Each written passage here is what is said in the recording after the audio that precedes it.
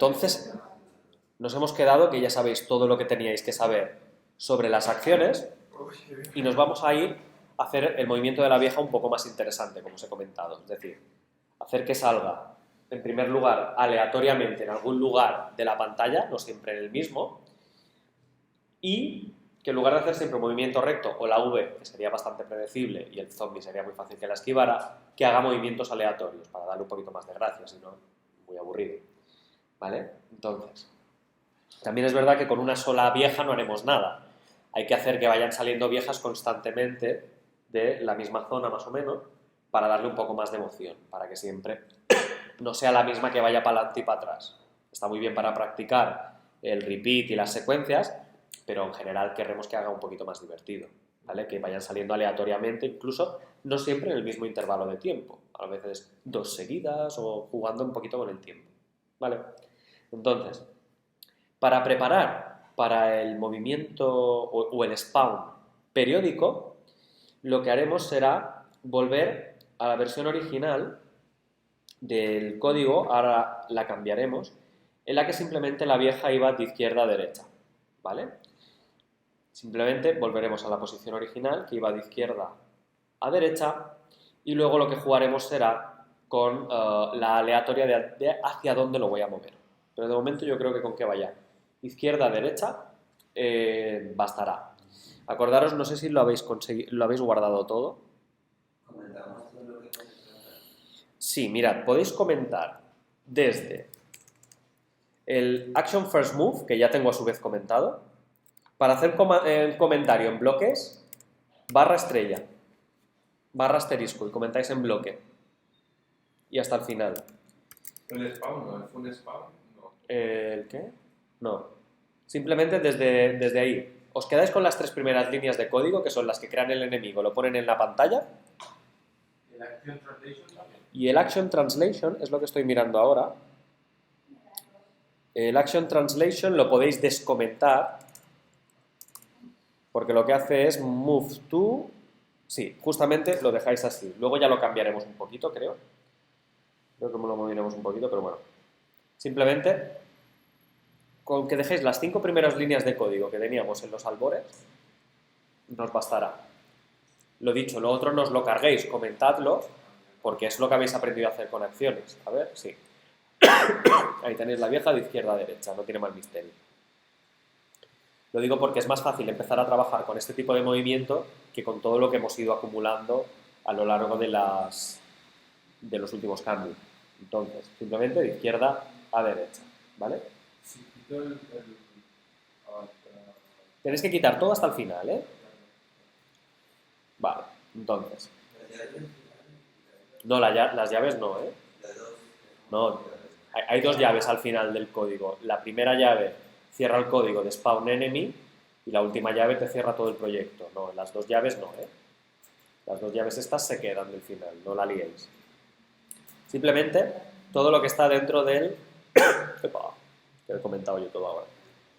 Lo que está dentro del let action first move hasta el final enemy run action action repeat. Bien, entonces como os decía, para hacer... ¿No te funciona? Vale, voy. Lo dicho, Dani ha comentado línea a línea. Si os enseño el comentario en bloque, es para algo, ¿sabes? Para que lo uséis. Suele ser bastante útil cuando os queréis cargar mucho código sin cargároslo. Suele ser bastante útil, ¿vale? Entonces, lo que vamos a hacer ahora... ¿Os acordáis que el otro día creamos una clase MathUtils que se encargaba de las operaciones matemáticas con ángulos? Hoy voy a crear otra que se llamará RandomUtils, que será otra librería que nos va a ayudar a utilizar acciones aleatorias. ¿Por qué la hago fuera de la clase normal? Pues por lo mismo que lo hice con MathUtils, porque la podréis reutilizar con todos vuestros videojuegos que hagáis, ¿vale? Por tanto, ya sabéis, Command N o File New File, Cocoa Class, la creáis en Swift y, como he dicho, lo voy a llamar RandomUtils. File New File, Cocoa Touch Class, RandomUtils de tipo NSubject en Swift. Vamos a hacer que no sea un número al azar que sea el vector de X. ¿Vale? Lo tenéis. Voy. Así, random utils. Sí, esto, si os fijáis, yo tengo import Cocoa y me lo pone en rojo porque le he dado a un fichero de Cocoa en lugar de Swift. Simplemente, si no lo tenéis, Foundation, ¿vale? Es la misma que ya teníais aquí en MathUtils, ¿vale? Foundation. ¿Vale? La extensión, para crearla necesitáis el Foundation por un lado y el Core Graphics por otro, ¿vale? Y las extensiones, acordaros, nunca van dentro de una clase, van fuera. Como por ejemplo, cuando hicimos la de MathUtils, la extensión de CGPoint iba fuera de la clase punto, ¿vale? En general, es muy buena práctica crearlas fuera de la propia clase. De hecho, yo le he llamado random utils, pero si os cargáis la clase como tal, vosotros no vais a utilizar nunca el hecho de que es una clase, porque las utilidades son un conjunto de métodos, pero no son de ninguna clase en concreto. Por tanto, si os cargáis el random utils, de donde estaba, la línea esta que me acabo de cargar, os va a funcionar igual, ¿eh? Porque no hace falta que estén dentro de ninguna clase en particular. De hecho, esta clase no hace nada. Son un conjunto de utilidades. Y lo dicho, para declarar la extensión, pues hacéis extension de ccfloat. Y ahora sí, dentro de estos dos corchetes, de estas dos llaves de la extensión de ccfloat, es de donde se declaran los métodos. ¿Vale? El primero, static. Un método es estático porque no depende de nadie. No depende del hilo de ejecución, no depende de un objeto. Es lo que se llama un método de clase. Se puede ejecutar sin necesidad de tener ningún objeto que lo referencie. Es un método de clase. Por tanto, static func random, un número aleatorio. Esto es el nombre del método, correcto. Devuelve un entero, un ccfloat, un entero, no, un float, un número decimal, ¿vale? Y para ello lo que se hace es return ccfloat de. Se selecciona un número aleatorio al azar. Para ello hacemos simplemente float y el método arg4random. Arg4random. ¿De qué? Ah, porque depende de cómo lo genera. Esto os tendría que explicar algo de distribuciones aleatorias, que son matemáticas, y depende de cómo se seleccionan los números. Algunos son, todos tienen la misma probabilidad, otros son, están cerca del valor central y a medida que son valores extremos tienen menos probabilidades, ¿vale? Esto os tendría que hablar un poquito de distribuciones matemáticas. Ahora, todos tienen la misma posibilidad y ya está. Simplemente arg4random, y lo dicho, dividimos por float de el mayor número que queréis gestionar. El mayor número es uint 32.max. Simplemente os devuelve el número entero más grande posible con 32 bits, ¿vale? Que es 2.000 millones y pico, ¿vale? Entonces, esto os generaría un número aleatorio entre -1 y 1. En este caso, ¿por qué? Yo he cogido un número aleatorio cualquiera, float arg4random, ¿vale? Y lo he dividido por el entero más grande. Claro, en caso de que el aleatorio me diera el entero más grande, al dividir por el entero más grande, ¿qué número me sale? 1. Y en el caso que me diera menos el entero más grande, dividido el entero más grande me daría -1. Entonces, cualquier valor entre medias, al dividir por el entero más grande, me acaba mapeando todos los números habidos y por haber entre números entre -1 y 1. Vamos, que este método genera un número aleatorio entre -1 y 1, que era mi objetivo. ¿Vale?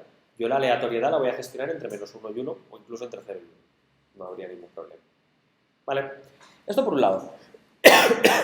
Y ahora voy a crear otro método que os va a molar mucho más, que es el siguiente. Static, func, random, como antes, pero voy a hacer min, ccfloat, coma, max, ccfloat. ccfloat, ¿qué? Uy, ¿le he puesto asterisco? Sí, Voló. Me parecía raro porque... No. Ah, ¿vale? Entonces, lo que se hace es... Sí, ya lo veo ya. Assert. Min menor que max. El assert este es muy divertido, ahora os explico un poquito. ¿Vale? Por cierto, os he dicho que esto daba entre menos el máximo y el máximo, ¿a qué sí? El arg for random devuelve entre 0 y el máximo. No da números negativos, ¿vale? Importante. No da números negativos. Ya que dices que estimo. Es que no os dais cuenta, pero no pasa nada, ¿vale? Culpa mía. Entre 0 y el máximo. Pues eso, assert min menor que max y devolvemos. Ahora os explicaré este método, que esto es importante. CGFloat. Invocamos el método que acabamos de crear, el random, por max menos min más min. Wow. ¿Alguien es capaz de decirme qué hace este segundo método? El primero os hemos dicho que ya está claro, devuelve un valor aleatorio entre 0 y 1, porque justamente arg for random da un número entre 0 y uin 32 max, por tanto al dividir por este valor da un número entre 0 y 1, perfecto, genial, no hay nada más. Y el segundo lo que hace es devolveros un valor aleatorio entre un mínimo y el máximo. Entonces lo que hace, imagínate, tú quieres decirle, pues mira, dame un número aleatorio entre 32 y 64. Pues justamente hace eso, ¿vale? Y utiliza un truco que en matemáticas se utiliza mucho, que es el de las funciones lineales, ¿vale? Fijaros una cosa. El segundo método devuelve el valor mínimo más una suma, ¿lo veis? Eso significa que ya para empezar, el número será mayor que mínimo, ¿no? Luego, max menos min es la diferencia, el rango de valores que yo quiero obtener, ¿vale? Y lo que hago es multiplicarlo por 0 y 1. Lo que está ocurriendo por detrás es lo siguiente. Tú tienes aquí dos números, se supone, por eso he puesto el assert, que nos lo van a dar entre el mínimo y el máximo, ¿de acuerdo? Se supone que no nos van a dar cosas raras. Tenéis aquí, tenéis aquí un mínimo. Voy a hacer un poco más grande para que lo veáis.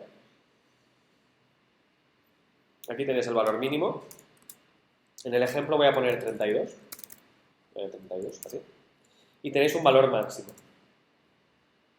He dicho que sería 64. Lo voy a poner 60 para que sea más fácil. Vale. Entonces, si tú quieres obtener un valor aleatorio entre 32 y 60, yo la fórmula que he puesto es lo siguiente. He puesto mínimo. Es el máximo, ¿verdad? El 60 que está. Sí, perdón. Máximo. Mínimo más max menos min por CGFloat, he dicho, random, que es el random que he creado. ¿Vale? Multiplicado. Sí, multiplicado. Así.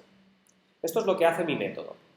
Entonces lo que os digo, os colocan el mínimo. Bien, estupendo, se colocan el mínimo por aquí.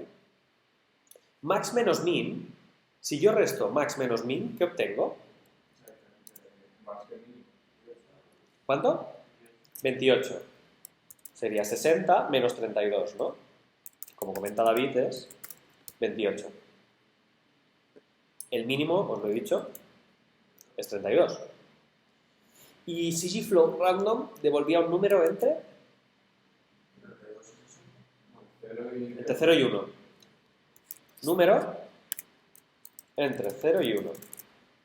¿Vale? Si combinamos estas tres cosas, siempre empezáis en 32 y multiplicáis 28 por un número entre 0 y 1, ¿no? Esto en matemáticas lo simplificaríamos así.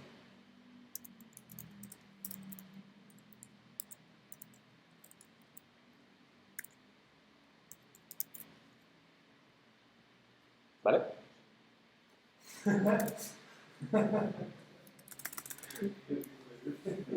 Es 38 más 20, más 28, 30, perdón, más 28 por un valor entre 0 y 1.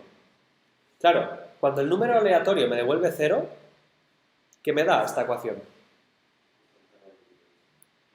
Dime. 30. Cuando x vale 0, es decir, para x igual a 0 estaríais aquí. Para x igual a 0 estáis por aquí. ¿Lo veis? Claro, si x valiera 1, cuando yo hago el aleatorio me devuelve 1, ¿qué valdría x? 1. Y cuando metiera 1 en la ecuación, ¿qué valor obtendría? Hola. 30 más 32 más 28. Ah, es que es 32, yo he puesto 30 como un tonto. 32 más 28, o sea, 60. O sea, para x igual a 1 estoy aquí, ¿lo veis? Si x valiera justo la mitad, 0,5, 32 más 28 por 0,5, 28 por 0,5 son 14, 32 más 14, 46. ¿Dónde está esto? Justo en la mitad. No, 46. Justo en la mitad. Es decir, acabo de transformar todo el espacio disponible entre 32 y 60 a números entre 0 y 1. ¿Lo veis? Esto es una función. Y esto es lo que hace nuestro método de generar números aleatorios entre uno y otro. ¿Vale? Al final, os va a generar un número aleatorio entre 0 y 1 y gracias a ese número aleatorio entre 0 y 1 tendréis un número aleatorio entre el mínimo y el máximo que le hayáis dicho. ¿Vale? Esto es lo que hace vuestra librería de utilidades aleatorias. ¿Lo veis? Sé que es un poquito complicado, sobre todo si no tenéis mucho conocimiento de matemáticas, pero fijaros que lo único que hace es random, me devuelve un número entre 0 y 1, devuelve un número aleatorio entre 0 y 1. Sí, es una buena práctica comentar vuestros códigos, ¿eh? Y por otro lado, el random devuelve un número aleatorio entre el min y el max, haciendo el truco de linealizar matemáticamente. ¿Vale? Es un float, ¿no? No tiene por qué ser de 0 a 1. Correcto. Los valores aleatorios, piensa que, para empezar, este entre 0 y 1, si fuera un entero en lugar de un float, o te devolvería 0 o te devolvería 1. Tiene que ser un float. Además, con muchos decimales, si me apuras, ¿vale? Tiene que ser con muchos decimales para poder tener mucha disponibilidad de números. Y el otro lo mismo, al multiplicar números float, sumar números float, el resultado es un número float.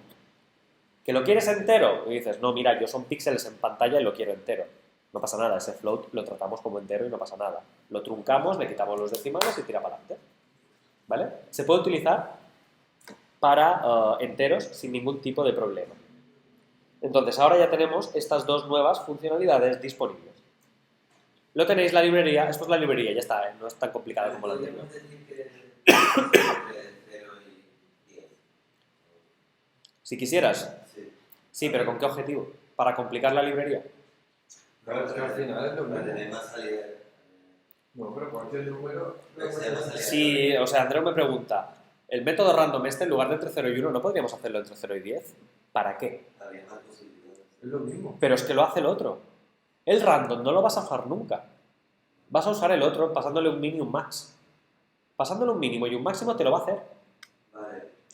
Digamos que el primero es un método auxiliar, que el que luego vas a utilizar no va a ser el primero, va a ser el segundo.